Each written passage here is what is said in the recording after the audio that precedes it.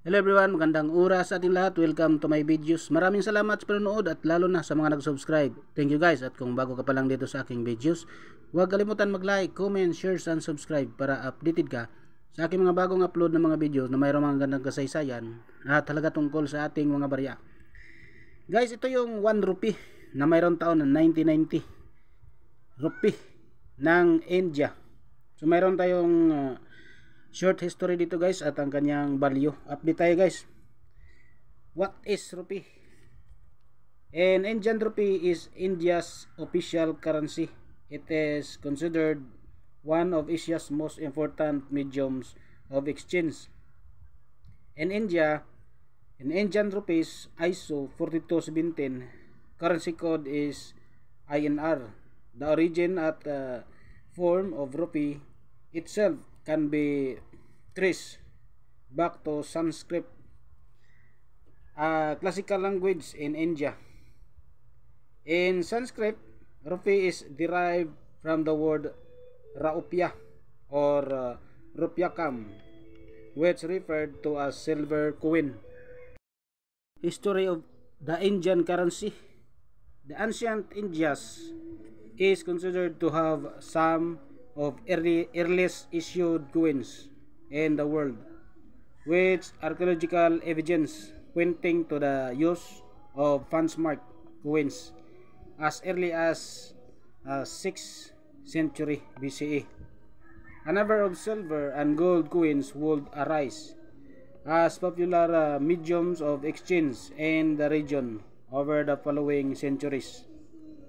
The late 16th century would see the rise of the silver rupee as issued by the rulers of the Mughal Empire.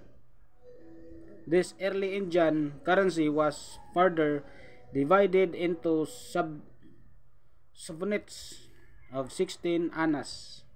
The British East India Company introduced its own rupee based on the Mughal silver rupee in 1671. There was significant variation in the value of the rupee over the next 150 years. By 1830s, the British Empire had become the dominant power in the region in an effort to standardize value and create the uniform currency in India. The Coinage Act of 1835 was evolved. This resulted in several issuance of uniform coinage by the British colonial government. Another interesting development was the India Council Bill at the 1870, which stipulated that the British government would fee for the Indian exported goods in India Council paper bills instead of which precious metals such as silver. That led to the reduction in the inflow of these precious metals to which the value of the rupee was linked. There were many silver Indian rupee coins minted by the British Empire in the 19th century. Eventually, in 1890s, the Indian Currency Committee, popularly known as the Fuller Commissions, was set up to investigate and evaluate the Indian monetary system. After a year of deliberation, the committee recommended that the Indian rupee be shifted to the gold standard. Additionally, it suggested that an official fixed exchange rate between the rupee and the British pound should be established at 1 shilling and 4 pence per rupee, 15 rupees to 1 British sovereign. Throughout the period, the value of silver had been in decline against gold, which had adverse effect on the value of the rupee in comparison of gold. Base currencies This resulted in the government accepting the Fuller Committee's recommendation and enacting laws that would formalize a movement towards a gold standard. Yung ating coins ng India guys, ang 1 rupee 1990 kanyang taon. Issuer nito ay India. Period Republic 1950 ang kanyang date. May type siya na standard circulation coin, may year na 1983 hanggang 1991. Ang value ay 1 rupee. Currency naman rupee. In decimalized 1957. May composition siya na copper, nickel, 75% na copper, 25% na nickel. May timbang din na 6 grams. Kanyang diameter naman ay 26 mm. Thickness 1.47 mm. Mayroon siyang shape na round. Ang technique ay mild. Orientation, middle alignment. Demonetized is already demonetized. Meron siyang number na in number 1628. At ang kanyang reference number naman KM number 79.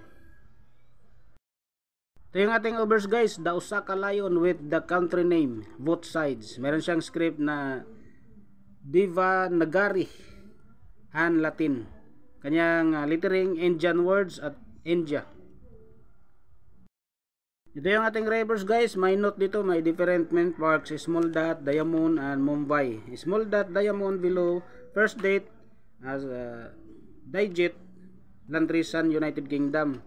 No mint mark Calcutta, 5 Quentin Star or Hyderabad. Circular dot Noida, each letter H, Birmingham, United Kingdom.